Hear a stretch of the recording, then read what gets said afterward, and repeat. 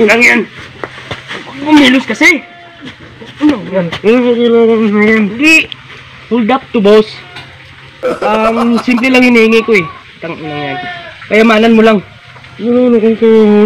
Hindi, di kita marinig. Paano yan? Ano yan? Sabihin ko muna dito sa mga kakilala ko.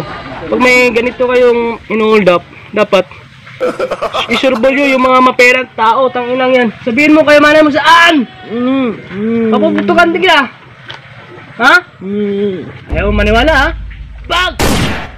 Sige, sabihin mo. Sabihin mo.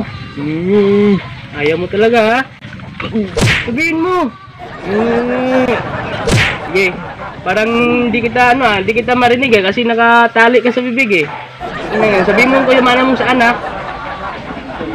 Ano, makakahinga ka pa?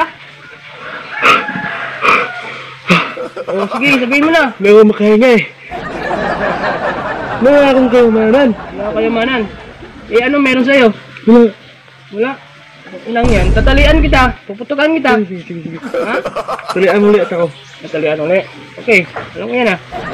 Kita usapan pero hindi na kita tatalian kaya. Kasi mukhang magsasabi ka na ito eh. Wala akong kayamanan. Wala kayamanan? Ano yan? Ano ka? Ordinaryong tao ka? Mayaman ka ba? Hindi. Nag-hold up ako na hindi mayaman ah.